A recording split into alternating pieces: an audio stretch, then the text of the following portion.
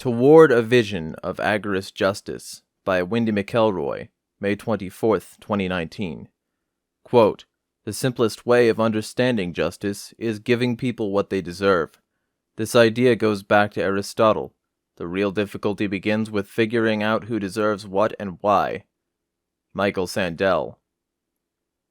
Anarchist justice confronts two broad categories of crime: statism and wrongs done by individuals to each other.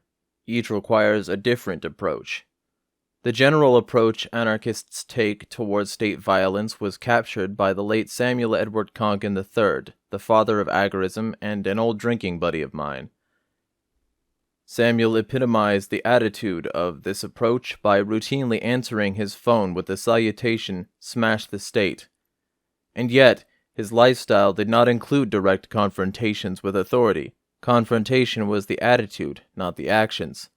His actions offered a blueprint on how to behave toward the state. Whenever possible, SEK3 avoided contact with it and replaced any valid functions that had been usurped by the state, such as banking, with free market arrangements. The most effective way to smash the state, he understood, was to render it irrelevant and to establish private alternatives.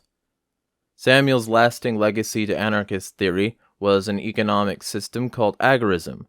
This peaceful economic revolution is achieved through counter-economics, which Konkin defined as the study or practice of all peaceful human action which is forbidden by the state. Counter-economics is a black market version of Ludwig von Mises's praxeology, the study of human action. It is the study and practice of human action to avoid the presence of the state. Smash the state in your attitudes by ignoring it in your life. In other words, don't act to literally smash the state, bypass it instead. Konkin would have reveled in the audacity of cryptocurrency, which both avoids and replaces state fiat, because he knew that establishing a better currency is the surest way to disempower fiat. He would have declared crypto to be the counter-economic currency, the currency of agorism. But more than this, in a flash, Konkin would have recognized crypto's implications for justice, because it avoids and replaces state law. It inserts instead the free market and contracts. Of course, he would have called this default position agorism as well, a label he tended to attach to many things of which he approved.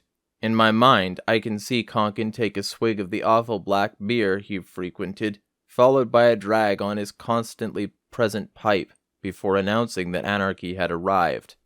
Anarchists need to smash the state, in their minds, but literally attacking the state should not be a goal any more than trying to convince the world to become anarchist should be. Those are impossible tasks and beyond anyone's ability. Practical anarchism means freeing yourself by decentralizing the decisions about your life into your own hands. To the extent you can act as though the state does not exist, it doesn't. That is justice for the state, to be irrelevant and ignored. Even without the state, however, private crime will exist as it has throughout history and within all societies. Private crime demands a different response and a different approach to justice. Michael Sandel wrote of Aristotelianism. The Aristotelian version of social justice maintains that people should receive what they deserve from each other. This is private justice, and it is distinct from divine justice, which people often confuse with each other. Divine justice envisions a deity or some other ultimate power that weighs each person's worth on a scale and allocates happiness or good fortune on the basis of the reading. "Why me, O Lord, why me?" is the cry of someone who believed he has been betrayed by divine justice. The theory underlying this cry is that there is something beyond respect for autonomy that a person is entitled to demand. Bad things should not happen to a good person, for example. By contrast, social or private justice applies solely to human interactions. It means a person should receive from other people what he is entitled to expect from them. He should be left in peace or receive exactly what has been agreed upon without demanding anything more. Another confusion is common.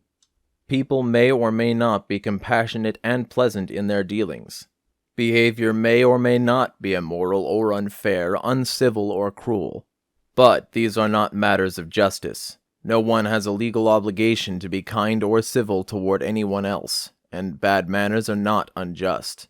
The word unjust or injustice is often applied to bad behavior, however, to describe the negative impact on a recipient.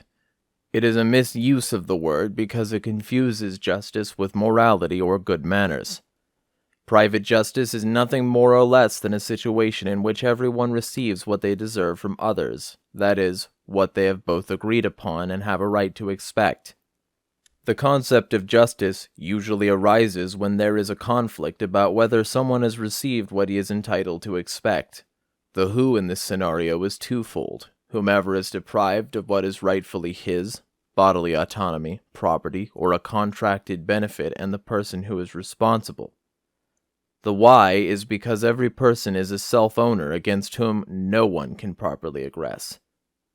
Self-ownership is the jurisdiction that every human being has simply by being human over his own body and the wealth he produces with it. It is the how over which anarchists often stumble, and any blueprint must be based on solid theory of who and why. The libertarian attorney Stefan Kinsella explains why the concept of justice includes external property. Quote, "The libertarian view is that human actors are self-owners, and these self-owners are capable of appropriating unowned scarce resources by Lockean homesteading, some type of first use or embordering activity. Obviously, an actor must already own his body if he is to be a homesteader. Self-ownership is not acquired by homesteading, but is rather presupposed in any act or defense of homesteading. Self-ownership is not only the right to be left in peace, but also to have property undisturbed. In turn, this gives power to the concept of consent. Because of autonomy, other people require your consent in order for an interaction to be just rather than coercive. Without autonomy, there would be no basis for anyone to object to being enslaved because there would be no sharp line between a voluntary and a coercive act. Only a man who owns himself can object to being enslaved by another. Few things are as just as a free market in which two people directly exchange for agreed-upon values and then walk away in different directions, each satisfied. A woman who buys a tomato and goes home with her purchase to make a salad is enjoying justice. The tomato vendor who pockets her money and moves on to the next customer has also experienced justice. It may seem as though they are merely conducting daily life because both statements are true. In normal life, the free market generally provides people with what they deserve. That is, an exchange of value occurs because each person desires what is offered more than they desire to keep what they have. They exchange. As long as their interactions are peaceful and voluntary, then justice has occurred. In short, self-ownership is free market justice. The free market is Aristotelianism in practice. People receive what they deserve. The people's form of justice revolves around property and contract, which is consent. In his essay, The Proprietary Theory of Justice in the Libertarian Tradition, Karl Wagner provides a good summary of crypto-justice when he writes, quote, "The proprietary theory of justice is concerned with just one thing, the crucial determination of just versus unjust property titles of individuals in their own bodies and in the material objects around them." End article.